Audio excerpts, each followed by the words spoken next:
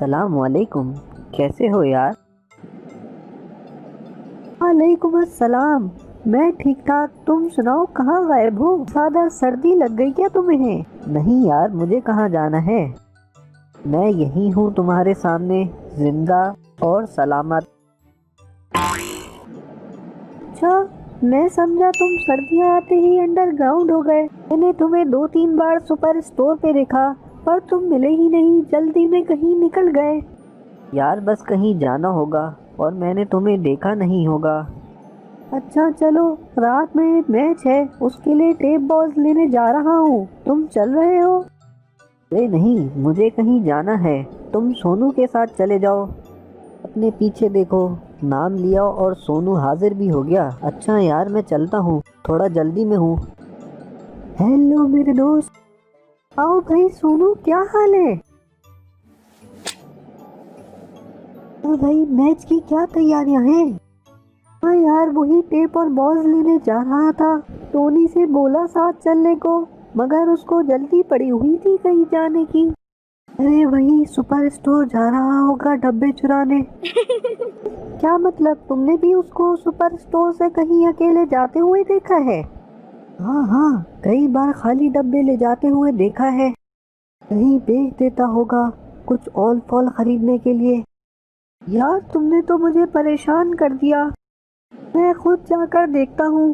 Few moments later at Superstore. السلام علیکم uncle, مجھے کچھ خالی گتے کے ڈبے چاہیے۔ ہاں بیٹا، کیوں نہیں، تم ہمیشہ لے کے تو جاتے ہو۔ ارے یہ کیا، ٹونی تو واقعی خالی ڈبے لے کے جا رہا ہے، مطلب سونو صحیح کہہ رہا تھا، لیکن جا کہاں رہا ہے، اس کا پیچھا کر کے دیکھتا ہوں۔ ارے مونی بیٹا، تم کہاں جا رہے ہو اتنی جلدی میں؟